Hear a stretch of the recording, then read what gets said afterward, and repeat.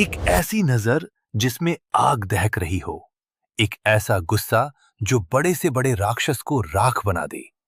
आखिर कौन था वो महान योद्धा जो सदियों से एक अंधेरी गुफा में सो रहा था, और क्यों साक्षात भगवान श्री कृष्ण को उसकी मदद लेनी पड़ी? आज बात करेंगे चक्रवर्ती सम्राट मुचुकुंद की रहस्यमयी कहानी की। कहानी शुरू होती है त्रेता युग में।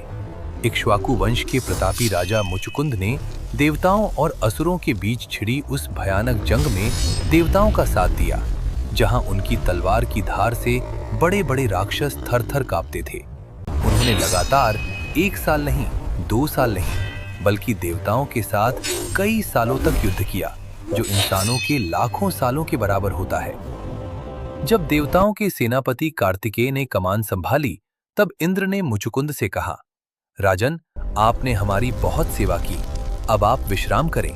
मांगिए, क्या वरदान चाहिए? मुचुकुंद इतने थक चुके थे कि उन्होंने बस सुकून की नींद मांगी, और साथ ही एक वरदान कि जो भी उनकी नींद में खलल डाले, वो उनकी नजर पड़ते ही तुरंत भस्म हो जाए। इंद्र ने कहा, तथास्तु।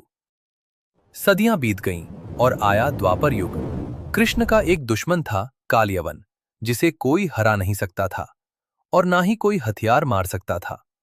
तब कृष्ण ने अपनी लीला रची। वो कालयवन को भगाते हुए उसी अंधेरी गुफा में ले गए जहां मुचुकुंद सो रहे थे।